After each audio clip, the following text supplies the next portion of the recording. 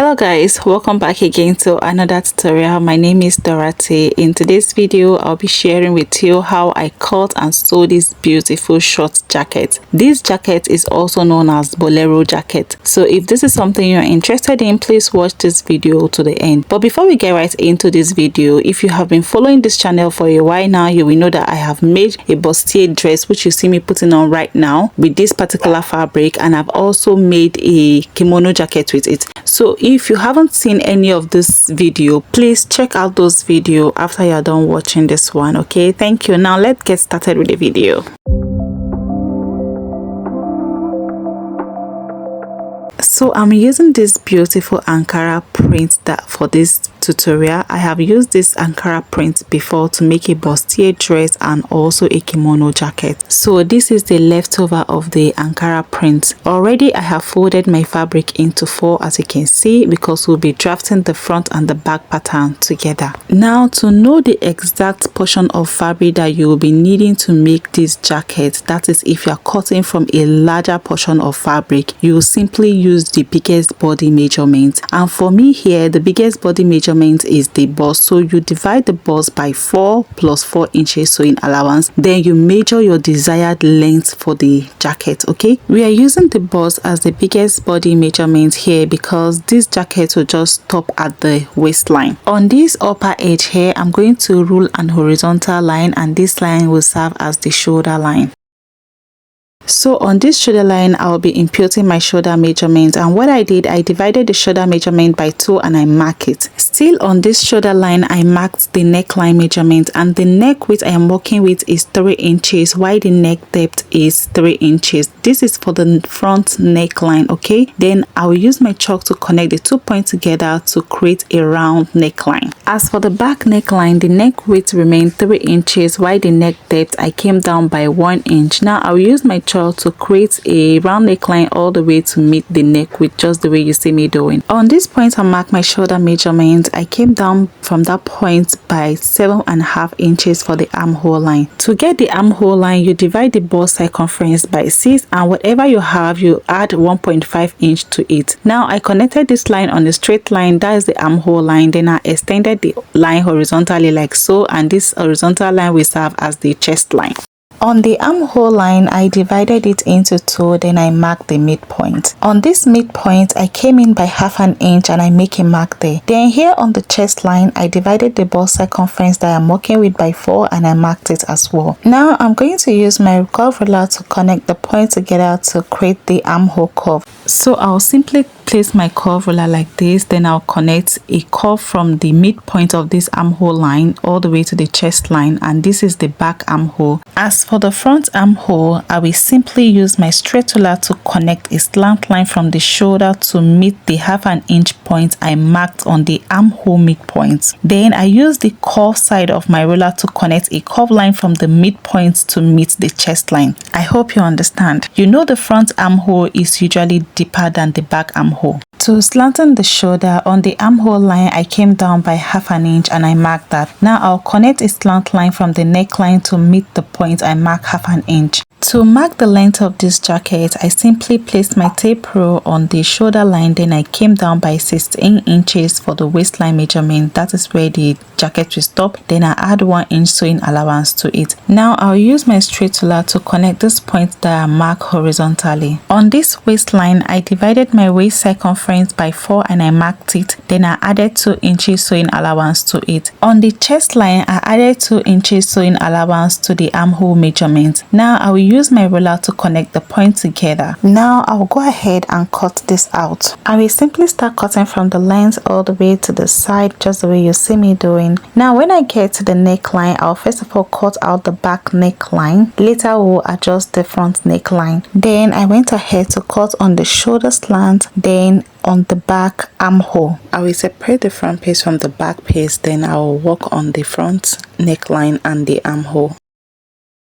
Now after I was done cutting through the back measurement, I'm going to separate the front piece from the back piece so that we can work on the front piece. Here on the neckline, I'll just go ahead and cut out the neckline, that is the front neckline. Then on the armhole line, I'm going to deepen it by the 1/2 inch that I came in by. So we are basically done drafting and cutting out this piece. Now I'm going to take this piece and place them on my lining piece and cut exactly the same thing out. But if you want to make a reversible jacket with this, please you place yours on another piece of fabric and cut out, okay?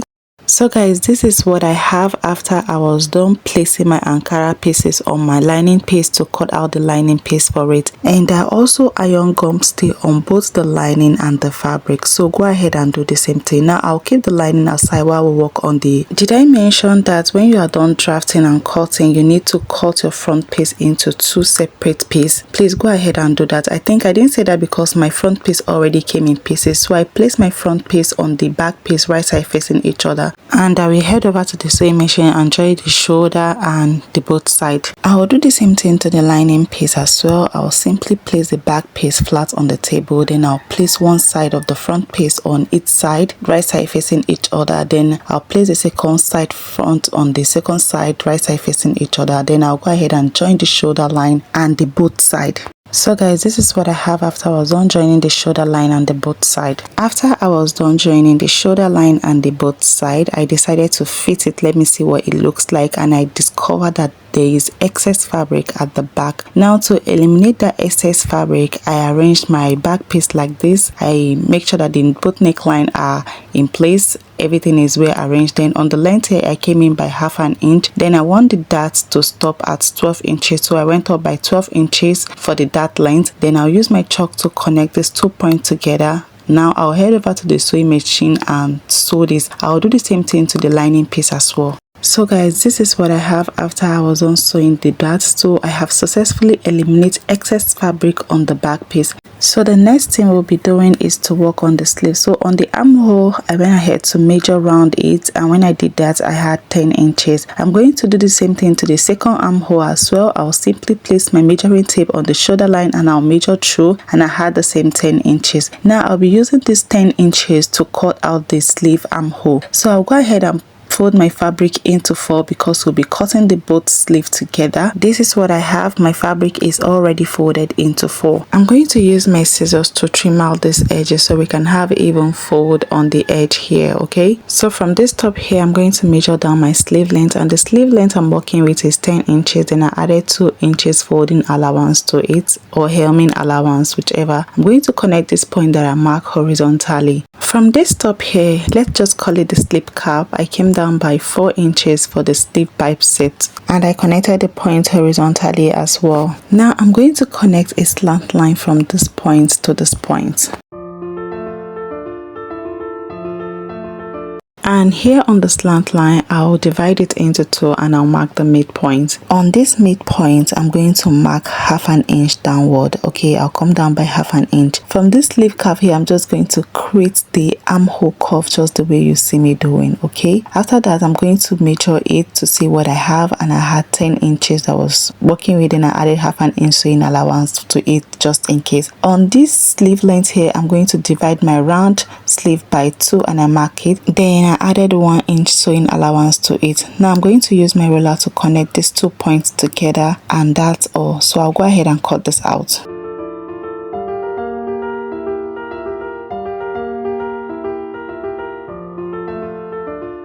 So guys, we have our both sleeves ready, so I'm going to place this on the lining piece and cut this same thing out as well. Now I have both the fabric and the lining sleeve here. Now for this armhole, I'm going to deepen it by 1/2 inch just like we did for the main jacket armhole. Then I'll use my scissors to cut this through.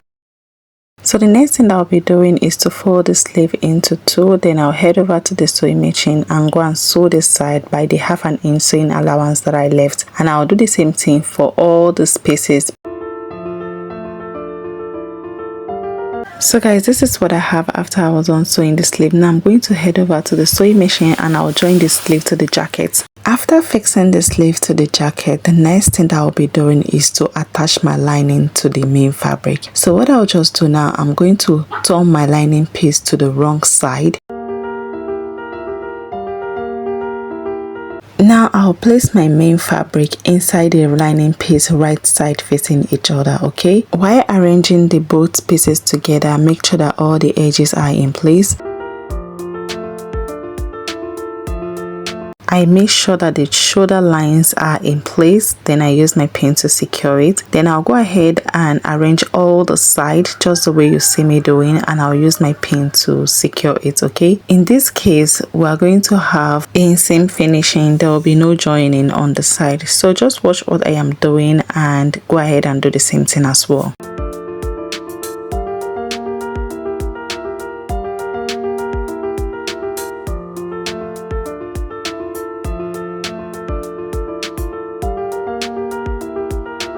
After fixing the lining inside the main fabric, I'm going to head over to the sewing machine and sew the neckline, the both side, and also the length of the dress. But for the length of this dress, I'm going to leave a spacing of about 3 inches or 2 inches, okay, for opening, so that when we are done sewing, we will use that opening to turn out the right face out. In creating that opening, I use my chalk to highlight the side here, and these 2 points is where the opening is going to be. Now I'm going to head over to the sewing machine and sew this. This is what I have after I was done sewing this all around, just like I said earlier. Then this is the opening that I left for turning. So what I'm going to do now, I'm going to use my scissors to notch the neckline so that when I turn this over to the right space, it will relax properly. So from this opening here, I'm just going to turn this over to the right side.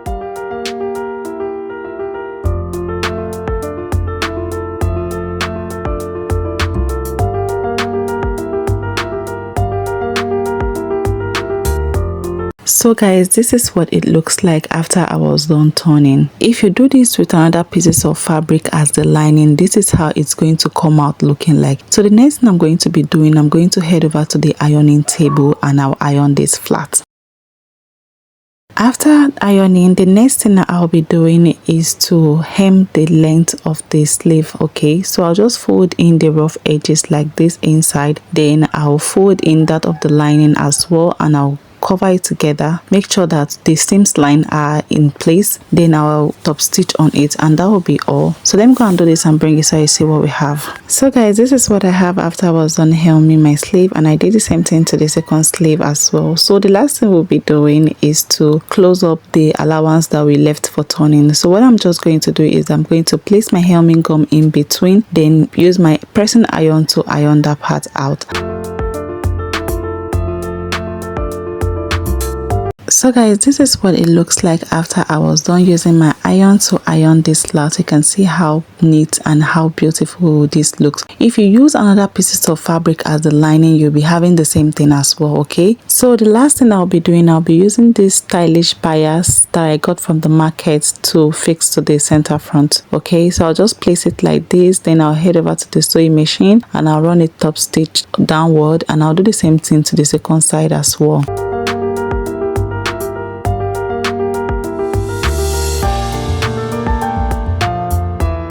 So guys, this is what I have after I was done fixing this bias design on the center front, okay? If my lining were to be another piece of fabric, I'm going to run this design even on the lining all the way around, okay? So we are basically done with this project. If this video was helpful, do not forget to give this video a thumbs up, and if you haven't subscribed to this channel yet, please subscribe to the channel. Do not forget to turn on your notification bell so you get notified when I drop new video. And if you have any complaint, any confusion or any suggestion, please leave all this in the comment section and I will respond to it. Thank you so much for watching. See you all in my next one.